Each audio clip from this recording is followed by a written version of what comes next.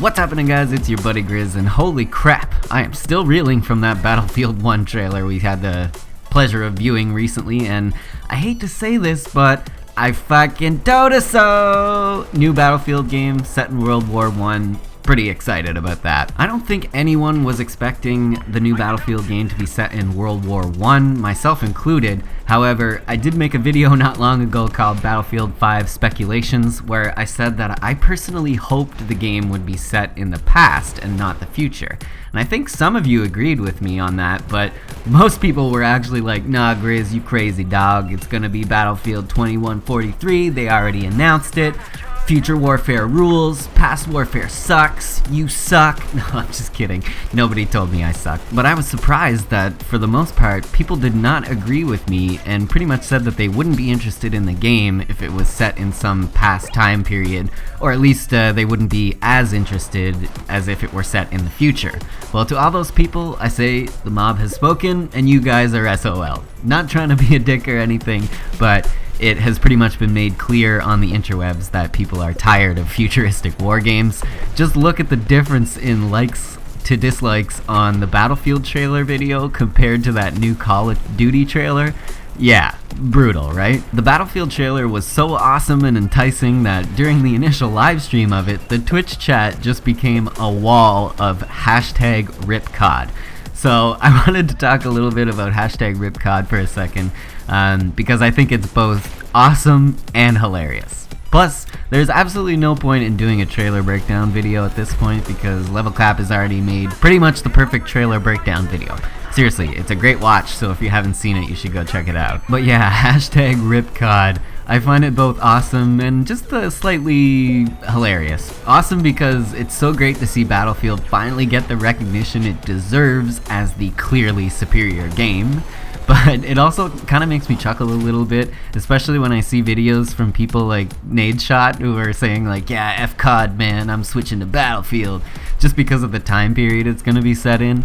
Yeah, I know the Call of Duty community has been asking to go back to the World War II era for a long time, and the developers just don't give a shit at all and are ignoring everyone.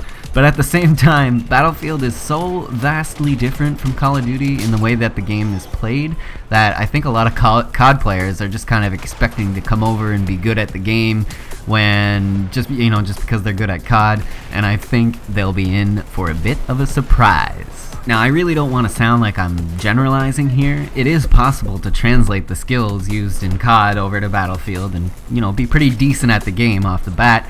But for those Slayer and Rusher type players from COD, I think they're gonna be in for a big surprise. Because have you ever tried to rush around like a madman in Battlefield? It usually doesn't work out too well. The game is much more rewarding of players who stay behind cover and play tactically and smartly. Is that a word? I just think back to my own experience coming over to Battlefield from Call of Duty. I used to be super into COD right up until Black Ops 2 when I decided I was tired of it and I wanted a bigger, better first-person shooter experience. Coming over to Battlefield, I had to completely rework my thought processes to be somewhat good at the game. When I first started, it was definitely a struggle every game to stay positive. The mechanics are just so different and the gameplay is so different that you can't just play it the way you would play a TDM on shipment.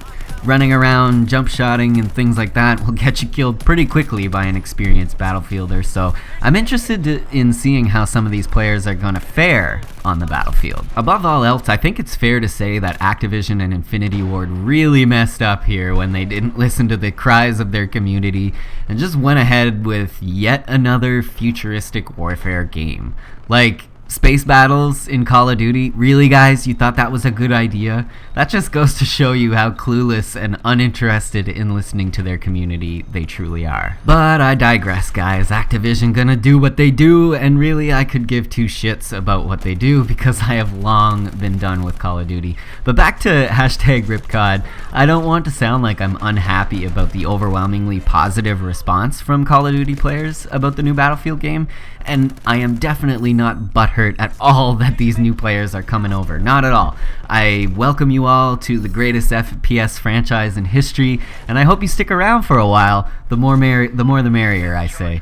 But if you're planning on making a permanent move, I would highly suggest that you get a previous Battlefield title, like Battlefield 3 or 4, just to familiarize yourself with the gameplay style, because it is vastly different from Call of Duty. Now, with all that being said, what do I think about the trailer and Battlefield 1 so far? I am cautiously excited about it. I'm trying not to flip out too much yet because, not a lot of details have been released about the game, but watching the 2 videos that Level Cap made about the trailer stuff, and also his experience from the event he went to in London, has me really interested in the game, and what I've heard so far seems to be pretty awesome. As far as the World War I era thing goes, I think it should be interesting, to say the least. When you think about World War I, the first thing that sort of comes to mind is trench warfare, and that kind of stalemate type battle, because that is mainly what we were told happened in World War I. But in reality, there were a lot of other things going on in that time period that are going to bring some of the variety that we've all come to love about Battlefield games. For example, Dub 1 featured a lot of airborne battles, which we saw will be represented in the game with all the Red Baron style planes flying around in the trailer. I think the air combat in the game is going to be really awesome with the old style planes, much more so than the jets of Battlefield 3 and 4. With the jet combat, they had to really scale back what the jets can do in relation to what they actually do in real life. They definitely don't go as fast as they would in real life, because if it were true to that, it would take you like less than a second to fly over the entire map. So I feel like the air combat in this game can actually be pulled off somewhat realistically, which is a big plus. Also, World War I was kind of like when tanks were just coming around, and from what LC said, it looks like there will be a nice variety of different types of tanks we'll get to use in the game. British, German, French tanks have all been confirmed as being in the game, so to all you tankers out there, fear not, you will get to tank again in Battlefield 1. But speaking of the tanks, it was mentioned by DICE that you can fit an entire squad into a tank in Battlefield 1, which is interesting for a couple reasons. One, because that probably means there won't be much in the way of personnel carriers like the LAV in the game, because tanks will pretty much serve both purposes, personnel carriers and attack vehicles. And 2, because the tanks of World War I actually required multiple people just to operate them, as the controls were rather complicated and primitive compared to the tanks of World War II. So not only can you carry an entire squad in a tank, but you might actually need an entire squad just to operate it, which I think is really cool. I doubt you'll need the actual entire squad of 5, but if you absolutely needed 3 guys just to operate the tank, I think that would be really cool. God, I love speculating on this stuff, and for that reason, I'm gonna end this video here. I'm definitely going to make a couple more videos about my hopes and dreams for the game, as well as when new info gets released, we'll talk about it a bit. I guess I'm less of a news source and more of a let's talk about it and speculate on it kind of channel. But I hope you guys appreciate my musings, and I'd like to thank you very much for watching. As always, if you're new around here, I'd love it if you hit that subscribe button, guy. And if you want to be really awesome, like I'm talking really awesome, leave the video a like on your way out. I'd really appreciate it. My name's Grizz, and I'll see you all in the near future. Take it easy, guys. Has anyone else had Dubstep 7 Nation Army stuck in their head for the last few days? 'Cause I totally have.